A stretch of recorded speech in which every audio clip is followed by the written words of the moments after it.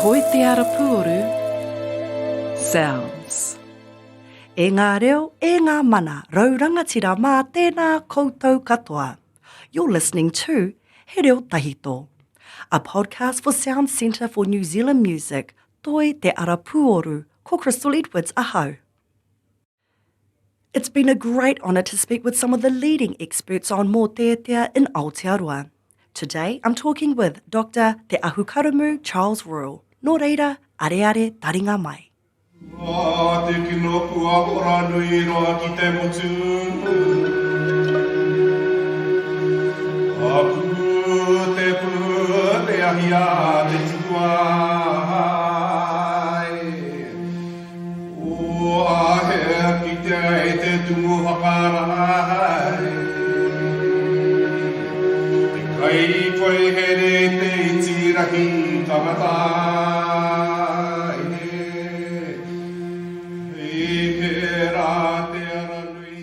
Kia ora, I'm Charles Royal. My Māori name is Te Ahukaramū. Belong to Marutuahu Hauraki, Ngāti Raukua and Ngāpuhi. My primary papakāinga is a place called Waimango, where my whānau is from, and our iwi there is Ngāti Whanaunga, and part of Hauraki, yeah. What is Mōteatea to Charles? Well, a number of thoughts about Mōteatea. I mean, Mōteatea is, one of the great literary musical traditions of this country, and shamelessly overlooked, undervalued. The great richness of Mōteatea has yet to be really understood by the nation.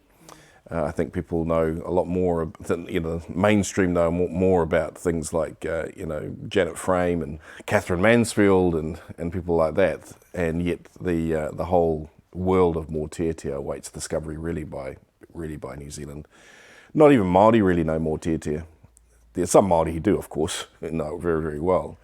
But there are lots of Māori who don't really know Mōteatea and don't really know what its depth and beauty and sophistication actually is. And I caught the Mōteatea bug early in my journey of learning the reo and learning whakapapa and all that kind of thing. Because I'm a musician first and foremost, and so music, I naturally gravitated towards Mōteatea in my learning of the reo and tikanga and all that kind of stuff, and was fortunate when I started out. There was a handful of elders who were still alive in my iwi who were trained in the so-called traditional manner of Mōteatea, learning amongst their own whānau and from gifted teachers of the past. And so I was fortunate to be with a group of kaumātua who were still, they didn't learn out of books and they didn't learn from tapes like we have to do today. Yes, they grew. One elder in particular that I was taught by. He was taught by his great grandmother, who was the composer of one of the most important pāteri of our iwi. This woman's name was called Manomono, and she was a sister to Te Whatanui, the big chief of Ngāti Raukua. And her great-grandson, a man called Tūkawa Kaikereama, taught us, as we were the rangatahi at Te Wānanga at the time. And he was taught by her, the original composer. So we were fortunate to have had an experience with people for whom Mōteatea was, just lived and breathed it every day, and it was their kind of frame of reference and how they understood the world and so on. So, I mean, there's lots of things to say about it, but Mōteatea is this incredibly rich musical, literary tradition that we have in Aotearoa that's in our iwi hapu whānau communities. It expresses the great passion of life. All the great events of life are commemorated and communicated in Mōteatea of one kind or another. Love stories, conflict stories, the arrival of new children, the death of loved ones, all the great passions of what it is to be a human being can be found inside Mōteatea. And also, and that's the first thing. The second thing is extraordinarily beautiful ways of talking about and interpreting those experiences of human life can be found in Mōteatea. Naturally through the vernacular of an indigenous culture where we express human feeling, human experience through relationship with natural world environments. We're constantly looking to the tohu of the natural world, the signs of the natural world, to speak to some internal experience in our wairua, in our spirit and so on. Mōteatea is just absolutely awash with all of that kind of idea. So yeah, the great passion of the Māori world, commemorating the events, communicating the events of life in a beautiful indigenous way. That's such a beautiful way to express what Mōteatea is. And just towards the end of your kōrero there, you did slightly touch on why they were composed, to recite whakapapa, to lament a sad occasion and that. Could you just elaborate a little bit more around why they were composed? Well, not all Mōteatea are the same. It's important. We use this word Mōteatea because Apira Ngata used it for his books. And we tend to look at the entire body of song and label it Mōteatea because Apirana did. But actually, if you go into Mōteatea, you see that they're actually composed for many different kinds of purposes. They're not just all the same kind of thing. So a pātere, for example, is a reply to slander in song. And it's composed by a woman. It's a woman's form. It's not a man's form. It's a woman's form. And it's composed by a woman, usually responding to the slanderous talk of another woman. Right, we have, again, in Ngāti Raukawa, we've probably the most famous pātere is called Poia Te Taku Poi. And that is, that's a reply by Ere no Tarato to the slander of another woman.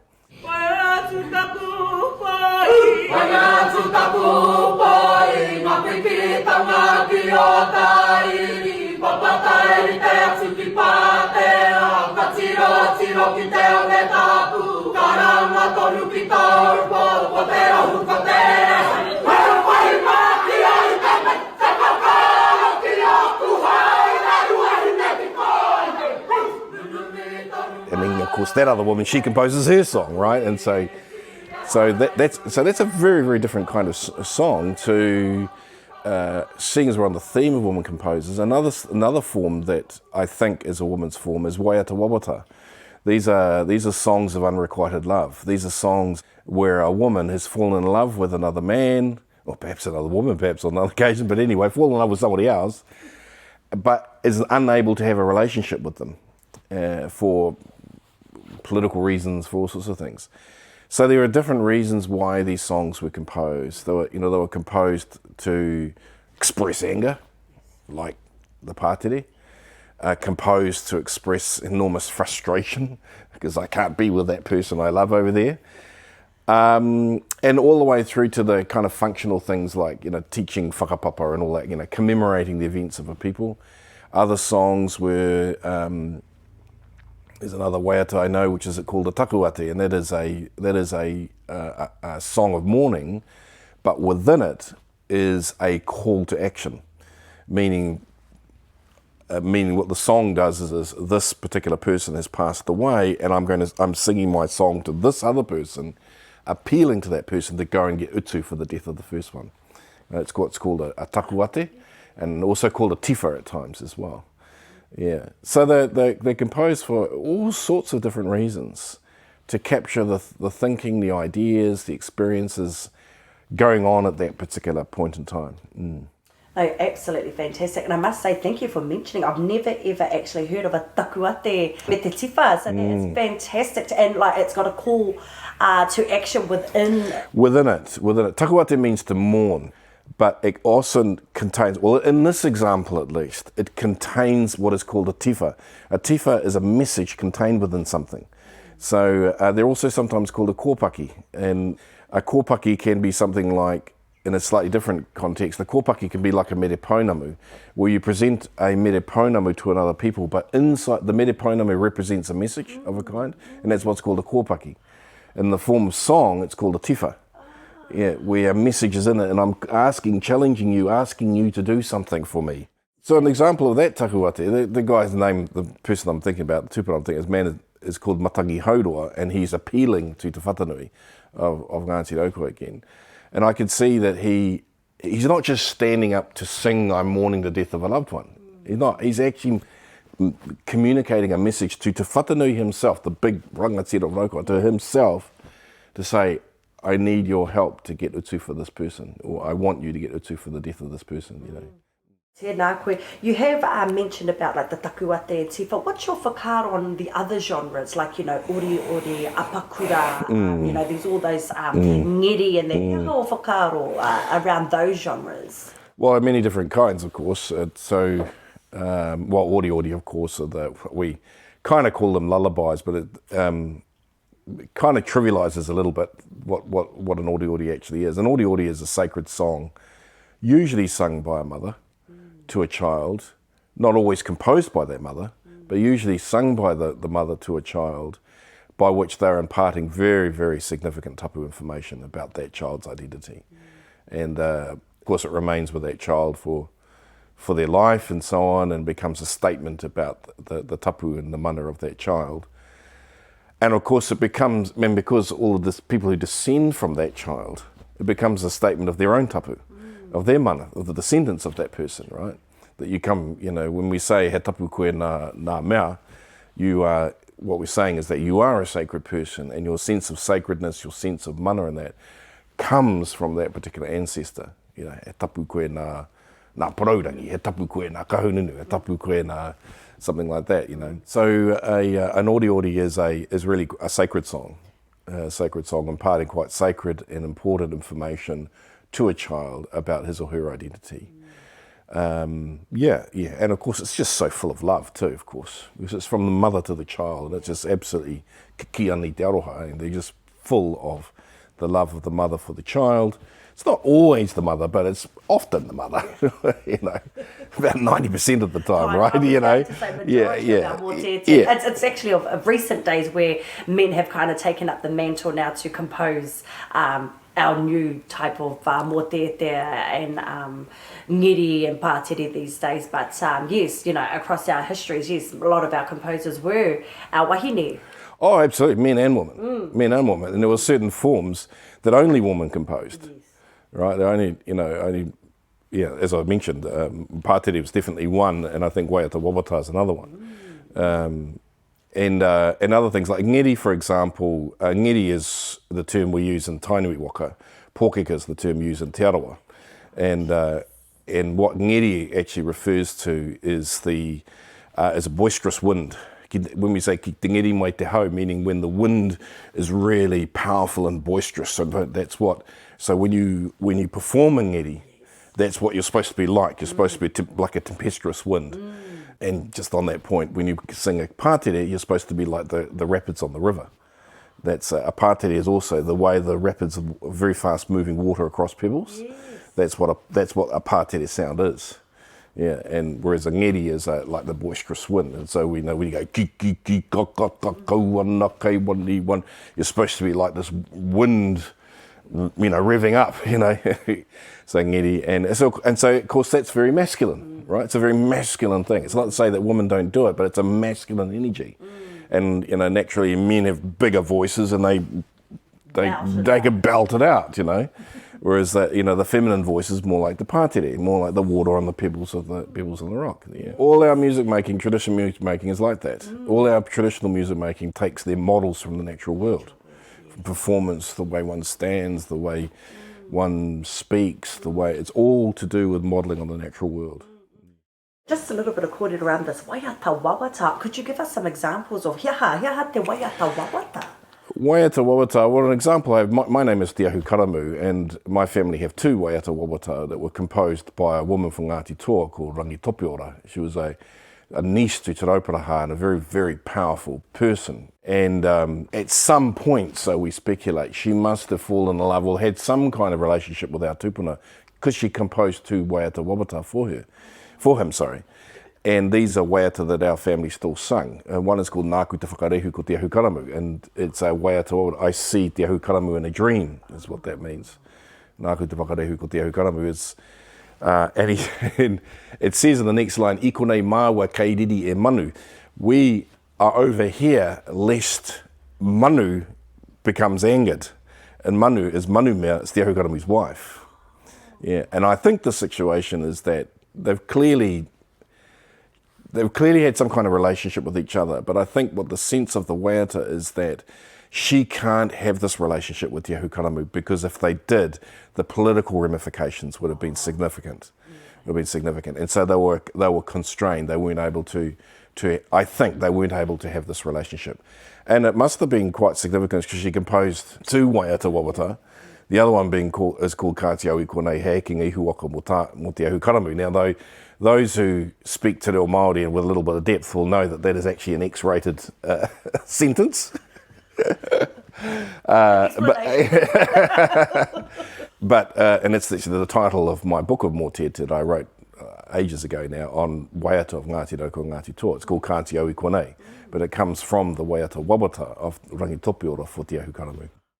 I did hear in your kōrero though, you mentioned a few composers that struck you and your mahi and that. And would you like to share a little bit more kōrero around those composers that you personally, that you've liked, do rangahau on, and just some classical examples around them?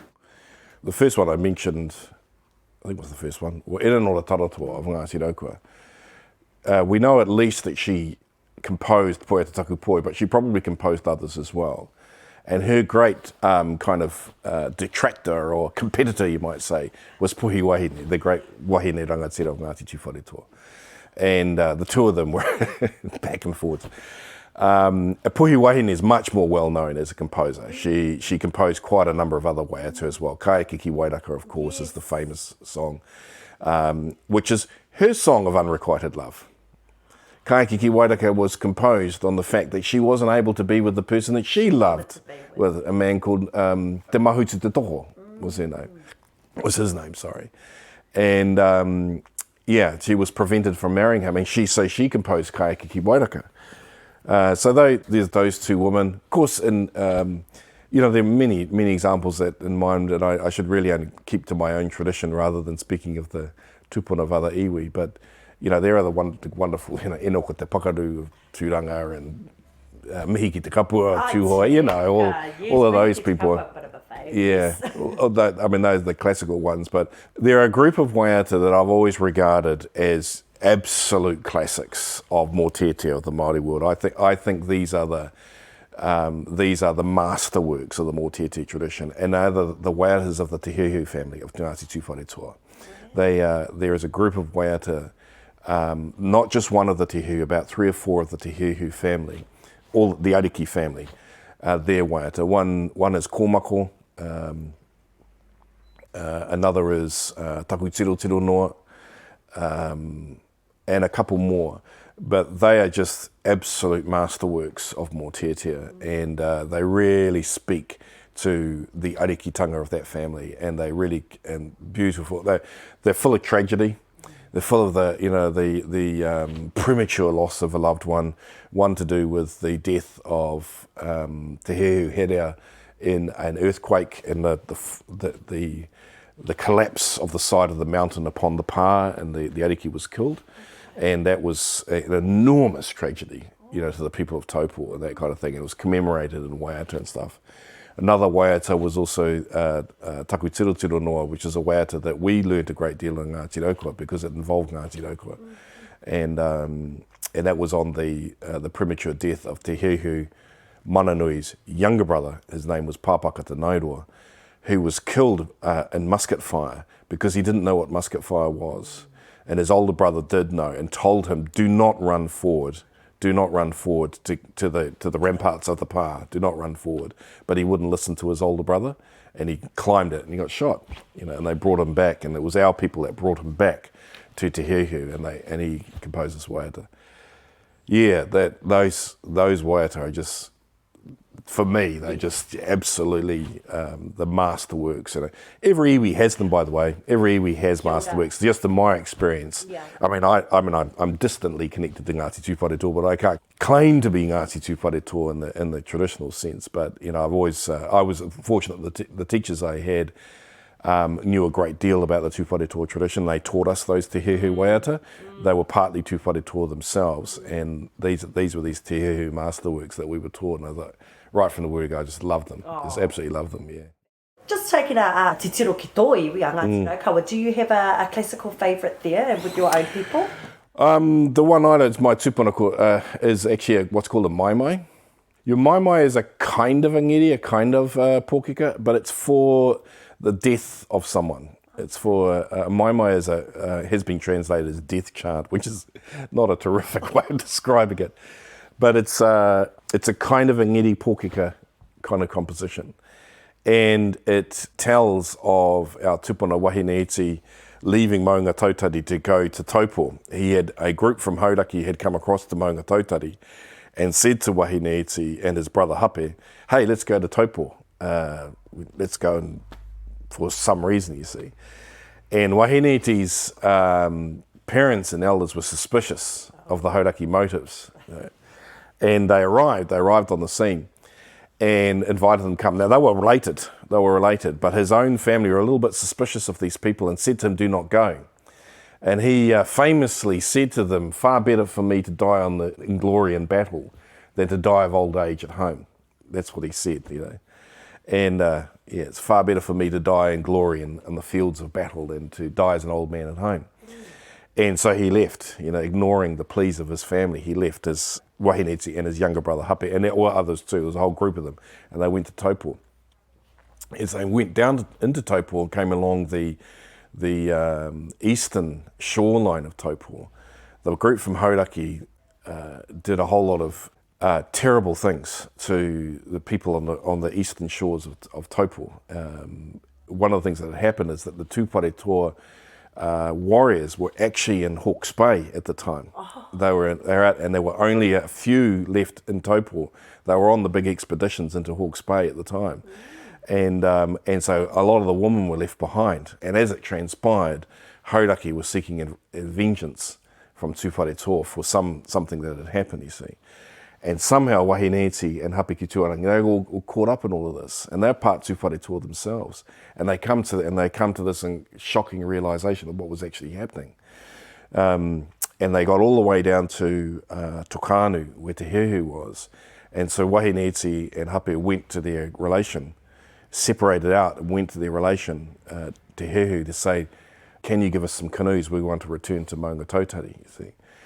And he gave them some canoes, and they went across the lake and pointed their canoe to a place called Tōhine-o-Tū, which is on the western side of Lake Taupo. And while they were crossing the lake, Te Ahukaramū came to learn of the sacrilege that had been performed, and they killed Wahineeti. They blamed him for it, and he died through makutu. And by the time he arrived at Tōhine-o-Tū, he was dead. And he got makutu right across the entire lake, and he came at the other end. And he was returned, Hape ki Tuarangi was returned, came with his brother, and they went back first of all to Ōrake Korako, and then up to Maunga Tautari, and they were returned back up to the mountain, back to his people. And of course, when they returned, they composed this Maimai for him. And it says, Wahineeti orongo te rangi tuku iho ki raro rā, ka he o kōrero. Ki hai koe, warohia ki te taoro, i ākina ki te parawa. Kia whakatau ki ake te mamai au e taukuri e. Meaning, lofty Wahineeti, come down. You were wrong. You were wrong. You were not challenged by the Whalebone Club. You were not challenged by the Greenstone Club, And I now lament your loss. It's an incredibly tragic thing about the guy who was to be the next chief of the iwi. He was... the promise of the people and that kind of thing. And through his own kind of arrogance, he got caught up in these awful events that happened in Taupo, and subsequently he subsequently died, not through battle, not through glory on the fields of warfare and so, but rather through the, he got killed by makutu, because the only people Te Ahukaramū had with him at them was a couple of old tohunga. That was the only. He was a few old men were still there. All the warriors were out in Hawke's Bay at the time, over in Hetatanga. And one last thing is that the Ngāti Tūpare Toa have always held Wahineeti accountable for this. That he always knew that this had happened, and it was always been a contention between Tūpare Toa and Roko over many years. That Tūpare Toa had always held Wahineeti accountable for these terrible things that had happened, but the Roko have always responded by saying he was a young man, he was innocent. He was actually going to Taupo in pursuit of a woman. Because in the Maimai it says, kōrero e tū, he ha te taonga I haere ai koutou ki te mate, why did you die? He pā tehe, he taratara I teke, he huru whare riha, he tiki pounamu kia mawhiti te karuhue, meaning, and it's all about He was actually going to Taupo to pursue a woman. Yeah. That's why, yeah. So that whole story, I think, is just magnificent. It is. It's the great tragedy of it, you know. And like, that's so amazing how our Mōteatea hold this like catalogue or a library, you know, Yeah. of a wealth, a pool of Totally. mātauranga, you know, Totally. history, whakapapa, pūrākau, all mixed into one day, you know. It's just so fantastic. Today we tend to perform them, I think, in a hollow fashion, because we tend to perform them just as Like a for show kind of yeah, for show. We tend to say, you know, we often, so Poe Te Taku Poe, for example, we often sing as a statement of the mana o Ngāti Raukua, you know. But what it actually is Eranora Taratoa is pissed off at that, you know what I mean? She's angry with Puhi Wahine. That's what it actually is about.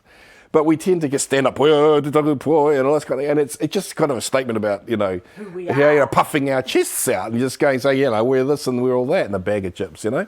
Whereas we actually get into them. The same thing with Wahine Iti.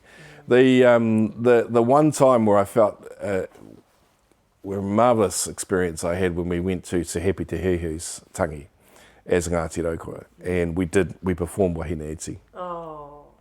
Yeah, there. And, you know, he's the descendant of Te Hehu, we were the descendants of Wahine Iti, you know, and of course Wahine Iti is actually very well known in Tūwharetoa and Te Arawa and Tainui and stuff. And so, that was a very moving experience because it recalled all of that history. And those who know about it, they know the significance of those things. Yeah. And that's where I find Mōteatea really comes to life. I'm not terribly interested in beautiful singing of Mōteatea. I mean, I'd love beautiful singing, but I'm more interested in the sense that someone really understands what they're singing about and they really know what is going on here and they really get in touch with the tragedy that's happened or the love that's happened or the, you know, and today we've got so caught up with just demonstrating ourselves as Māori people instead of really connecting with what our tupuna actually have to say about something. Yeah. They're all forms of composed kōrero, you know, karakia, ngeri, haka, whatever they are. The core of them are all to do with the compositions in the language, the compositions of words, expressions, you know, phrases and so on in the language, just taking different forms. And so that's why, you know, at times certain things can be interchangeable in their form. So the waiata I was referring to earlier from Te Hehu called kōmako, the start of it, which starts tītaka kauana, is actually a karakia. And that was a thing that our auntie who taught us it, she said, I'm not going to teach you that because that is a karakia.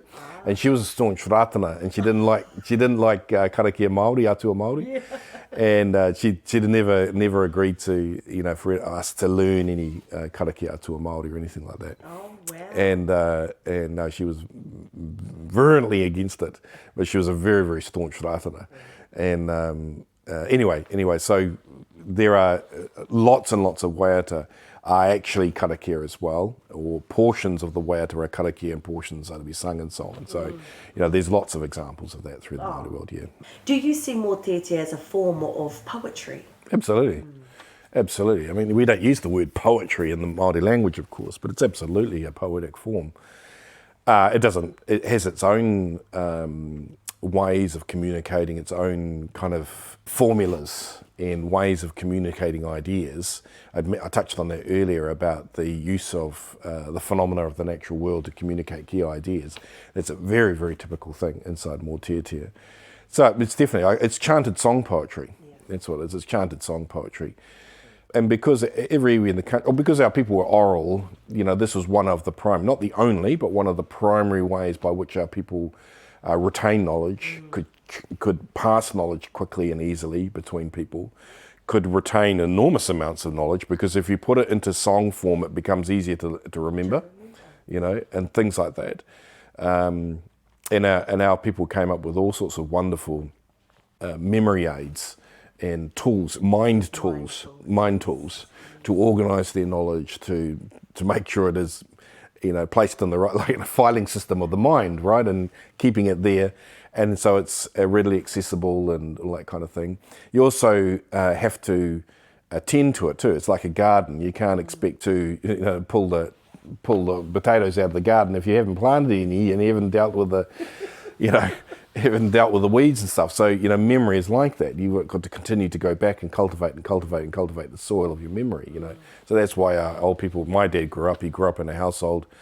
His grandfather was a man called Tukumana Te Taniwha of Ngāti Whanaunga of Hauraki. That's where my dad grew up there. And he grew up in a household going to bed every night listening to the old man singing his waiata all night long. It's apparently, my dad says, we always used to hear him, and he used to say pau was the word they used, by the way. He says, I always heard the old man, he would pau all night long. I would go to bed at night and I wake up in the morning, he's still going. Yeah. Of course, one of the most well-known, most often sung mōteatea in the country is E Pātohau, from Ngāti Apakura of Waikato. And once again, that's another example of a waiata. When I was taught it, and probably the first 100 million times I sang it, I had no consciousness really of what it was about. It was just, that was a waiata, so you sing this waiata, and it was about these people, they went to Taupo or something happened, blah, blah, blah. But then much later I come to realise, actually, what that waiata commemorates, when it was composed, was directly following the confiscation of the lands of Waikato. And the reason why those people were moving to Taupo was that they had lost all their land that they had lived on for centuries. And when they were making their migration to the south, they were going to Te Ahukaramū again at Taupo. When they were making their way to the south, they ascended Titiropinga mountain, and word had arrived that their elder, Te Wano, who was unable to travel with them because he was too old, he remained behind. Word had arrived that he had passed away.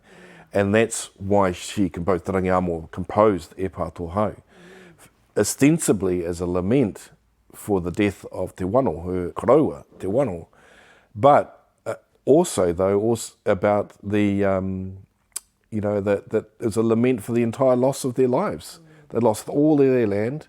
It's hundreds and hundreds of thousands of acres of land. It was just overnight taken following the Waikato Wars and so on. E Pātohau, e wini raro, e ho mai aroha, kia tangi atu aui konei, e aroha ki te iwi. That word is incredibly painful. That's an incredible tragedy. But my first period with listening, it was just, because we were being Māori, But much later I realised, the pain that's in that way about, and not just the death of Te Wano, but the loss of their whole lands, their ancestral whare had been stolen from them and been, removed and stuff like that.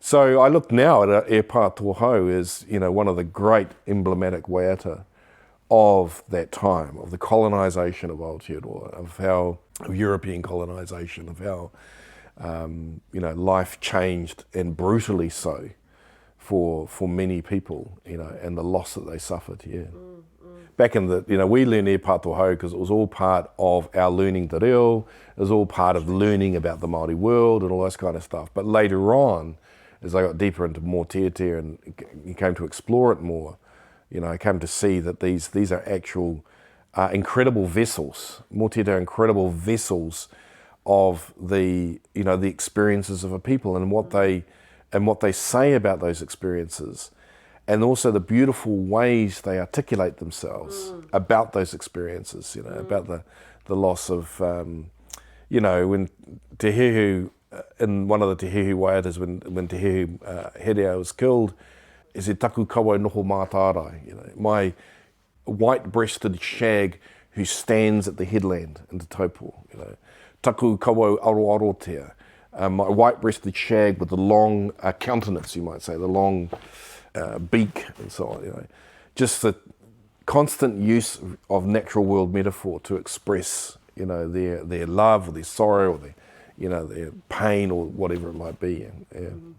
You were mentioning, of course, colonisation, and I know it was a huge impact on us, but what's your whakaaro around the Christianity as well at the time? Because as much as, colonisation, Christianity was huge as well. Oh, totally.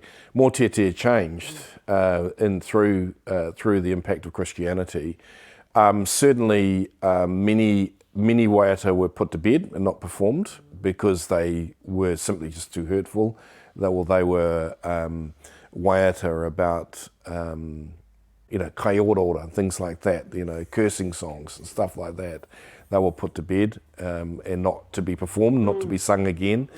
Also, in the waiata that did continue to be composed, some of the lyrics were changed to hide certain meanings, to sexually explicit lyrics were changed, all of that kind of thing. That was the impact of Christian culture upon these communities. So that happened a lot. I mean, a good example, once again, Poiata Tukupoia of Ngāti Raukawa, in the appearance, the entry on Poiata Tukupoia that's in Ngā Mōteatea, in Ngata's Ngā Mōteatea, the original explanation talks about how it says that Eranora Taratoa was disparaged by the people of Ngāti Pare Wahawaha. And Eranora Taratoa belonged to Ngāti Pare Wahawaha, right? And what it transpired was that was a deliberate explanation put in there by an uncle of ours called Taite Te Tomo to hide the identity of the person that she was really wishing to disparage because he didn't want to continue the conflict between the families and things like that. So that was all, that was an impact of Christian culture and all that, yeah. So, and that happened in the 1920s when Ngata went to collect, and he went and, he spoke to many different elders. He went to our uncle Taite Te Tomo, and Taite gave him a lot of information, but a lot of it was either changed for those reasons or deliberately fabricated to provoke people to present the right piece of information. There was a method that Ngata himself used a lot. He would write provocative things to provoke people to respond. We'll say, well, if I'm wrong, tell me what the right thing is. And that's how he got a lot of the things that got into Ngā Mōteatea. How and why did Mōteatea survive when so many... Much didn't, yeah. So much didn't, yeah. Yes. Hea hau whakaaro ki tērā iwa. I think one of the key reasons, this is not the only reason, but one of the key reasons was that our communities were pressured following things like the Waikato the wars, that were pressured to make statements to claims to land. So there was the rise of the native land courts in the 1860s through to the 1920s and 30s. Then it became the Māori land court. And what you see is this nationwide campaign advanced by the Crown regarding the individualisation of title, meaning that you had to determine the ownership of blocks of land all over the country. The entire country was put through this process, other than Waikato and those other areas of confiscation, right? But everywhere, was put through the native land court. So every iwi hapu whānau community in the country had to go through the land court at one point or another, demonstrating their ownership or their relationship to these places, which meant often using Mōteatea to present, right, as evidence that this is why we are here, this is why we have a right to this place, here's the Mōteatea about this place. So I think that's one of the reasons why a lot of iwi history and Mōteatea was recorded, was for that reason. The downside of that is that if it was Mōteatea that couldn't be used as evidence, it didn't get recorded, right? And another thing is that it put all of our knowledge, well, not all of our knowledge, but enormous amounts of our iwi hapu whānau knowledge through the lens of a court case. And so it transformed the knowledge from being the knowledge of a living people, living life, and so on, to now knowledge as evidence only. And that's one of the problems with the native land courts, and it's also the problem now with the Waitangi tribunal process, because we're doing the same thing again. We're using all of our knowledge, rightfully so. I'm not saying it's wrong, but it's ought to be. We need to be mindful that we're using all of our knowledge and as evidence. Yeah. And so today, when I'm going through the process today, like so many of us, of reconstructing our traditional knowledge, we have to rely on evidence a lot, and it comes with its own colour and atmosphere and shape, and so on. But anyway, that's one reason why I think Mōteatea continued, survived, was because it was very useful in that sense. Not all Mōteatea. I think that's one thing. I think a second thing is that Mōteatea many Mōteatea could actually be sung without running into problems with Christianity and stuff like that. So, because it could be adapted or changed or something like that. And so I think some waiata we just simply stopped altogether, like kai ororo and things like that. But other waiata could continue to have a life in spite of a kind of a Christian context in which they were, our communities, all of our communities were Christianised, so they could do that. So, and another reason is that they're just really handy, useful pieces of knowledge. If you want to know something about your people, a little piece of Mōteatea is a very handy little thing to have, you know. Just a simple, I may not know much about myself, but at least I know e pātohau, or at least I know, you know what I mean?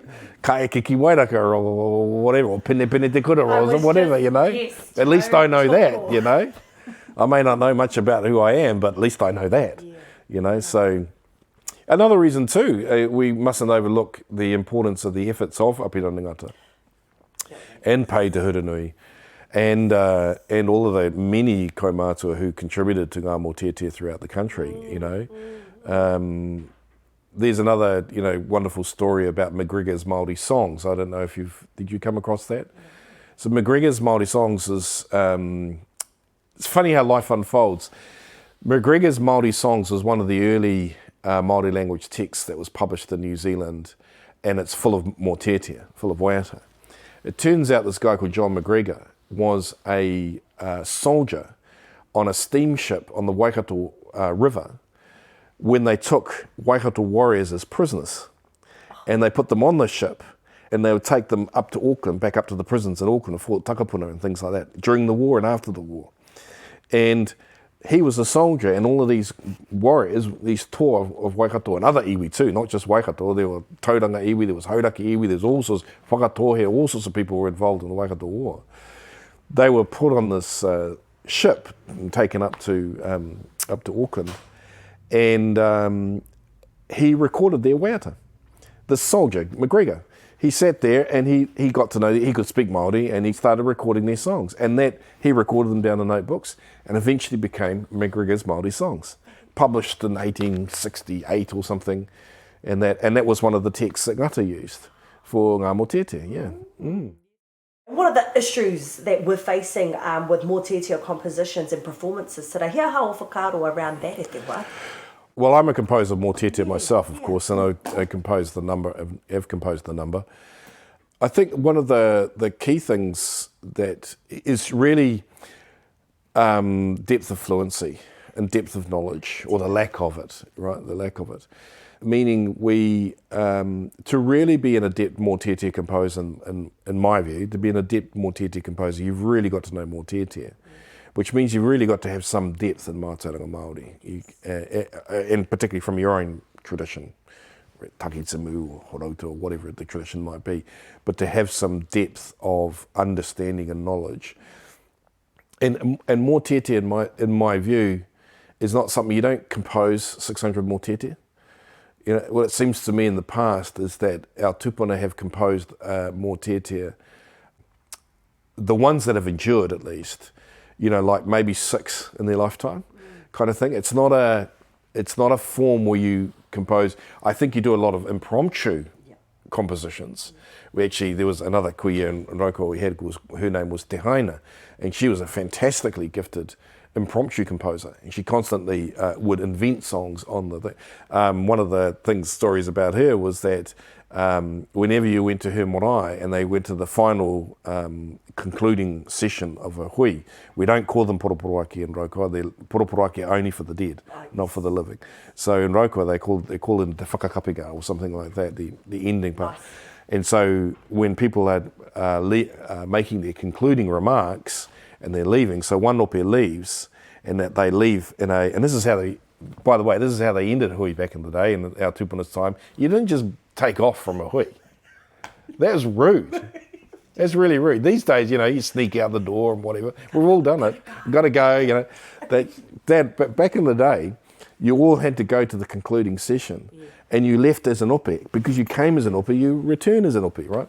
And so Te Haina would, as each ope would leave the meeting house and go out onto the Mōteatea, she would sing them out. She'd impromptu composition and sing as they left, and they went out of the marae, and they left the marae, and she would continue to sing until you turned and acknowledged her. If you didn't acknowledge her, she would continue to sing, and it would be deemed as an X against your name. You had to, by the time you got to the waharo, you're supposed to turn and acknowledge her, and then she would finish, and that kind of thing. But that was well understood. Everyone knew that, and that was just the custom of our people all over the country. That was the way our people were all the time, and that was Te Haina. She was but Te Haina is what her waiata that have endured. They were continued. There's only a handful of them, but we know that she was continually composing all the time. So so I'm thinking in terms of composition today. What I think the great challenge is we are all just working in what I think is a reasonably shallow understanding of the Māori world. We don't, all of us, I'm thinking 100%, we do not have the depth of understanding of ourselves that our tupuna had. I look in the whakapapa books of my great-grandfather. He's got whakapapa in Ngāti Porou, in Ngāti Kahununu, and down in the South Island. We don't belong to those iwi, but he knew them anyway, And similarly, I fully expect to go up to Gisborne. People know, my people, that sense of real understanding and of knowledge. And I think that's one of the great challenges that we face is just we're all operating, I think, on a reasonably shallow understanding of ourselves. And the second thing is challenge is natural language fluency, of course. The ability to articulate ourselves beautifully and taking pride with the way we speak and using our reo with great discipline. When it comes to composition, I don't mean everyday informal stuff. I mean when you're composing something that's really about something very important in life, that which you're wanting to communicate something significant, you got to take care with that. You got to think a lot about what you're trying to say. It's not just about pretending to be Māori or something. It's actually, this tragedy has happened, or I'm deeply in love with this person, or this thing happened, or that thing happened, and I've got something important I wish to say about it. It's really important that one takes time and care and commitment to do that, And, and I just, ahakohetsi he pounamu. Even though it's small, it's tremendously valuable, It's far better to be like that than have heaps and heaps and heaps of things that aren't particularly significant or meaningful. Yeah, I think, and when I mean depth, I think people get the wrong understanding about what I mean by depth. That first of all, they think it's heavy or burdensome. That's not what depth means. That means that what I mean by it is actually immersing yourself in a particular area with time and with consciousness and with learning. So, and when I mean depth, I don't mean depth returning to some depth of our tupuna, because that's not possible. It's getting into your own depth inside yourself and getting into your own sense of what has happened, what is it that's moved you to compose something. And it's that depth, and ultimately that's the most important depth, is getting to know yourself. That's the most important thing. And the other kind of depth is getting a level of understanding, a deeper level of understanding of what our tupuna did, how they articulated themselves and how they did say something, right? So, a meaning of a word, for example. Just don't be happy with translating the word mana as power and that would be fine. It's so much more than that. So what I mean is getting into something with greater level of understanding, greater level of consciousness, but not a greater level of burdensome or problem or difficulty, So I think some people have heard, I think, have got the wrong idea about what deep means. Yeah. Beautiful, e te hoa. Well, e ai ki aku nei kōrero I konei, ko tahi ana ki te pātai e toi ana ki a tāua, tuatahi rā. Nā reira, e te hoa, he aha o whakaro mō ngā Mōteatea and the new direction of it today? Well, yeah. Ngā Mōteatea wā pōpō. I've always approached Mōteatea as an art form, always about it. And as an art form, for me, what's important is about truth, about understanding, getting to the heart or the truth of something. whatever's going on. So if you're a composer composing Mōteatea, it's available to you to help you get to the heart of whatever experience you're trying to understand, whatever that positive or negative experience of that, and to commemorate that experience in a powerful way, to celebrate it, to communicate what you think about that experience and what you think others need to know about it. You know, I think that's more important. I think step one is understanding the Mōteatea of our tupuna, right? Learning the Mōteatea of our tupuna, learning how they spoke, learning the reo, all of that. That's step one. Step two, which is the more nourishing step, is where you're coming to a greater sense of knowledge of yourself and using Mōteatea to help you get to progressive revelations of depth within yourself, to understand your life, to understand who you are and so on, to get closer and closer and closer to the truth and meaning of your existence. That's what Mōteatea can help you with. It's a beautifully indigenous way of getting there. Other cultures have their ways. This is our way of utilising indigenous knowledge, kinship relationships with the natural world, to progressive revelations of depth and meaning about our existence. Yeah, and Mōteatea can help you with that in beautiful ways.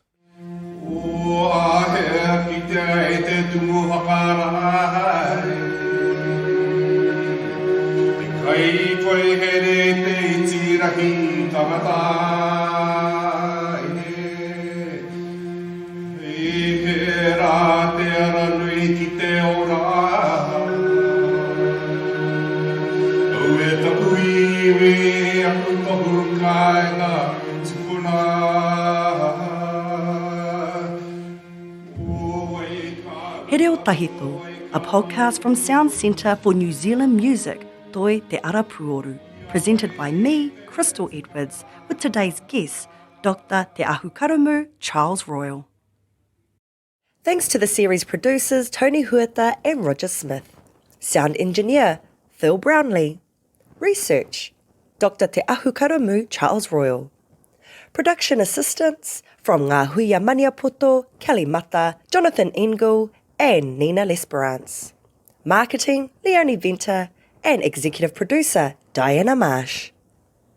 Special thanks to Dr. Te Ahukaramū Charles Royal and the Manukau Symphony Orchestra for Whitiora, Tainui Waikato for E Paato Hau, and Te Hau Tawhiti Kapahaka for Poia Atu Taku Poi. Thanks to Adrian Wagner and Te Upoko Teika, and thank you for listening. To learn more about this podcast or for more information about the music of Aotearoa New Zealand, go to sounds.org.nz. That's SOUNZ. Nō reira, tēnā koutou, tēnā koutou, tēnā tātou katoa. Toi te Arapuoru, SOUNZ.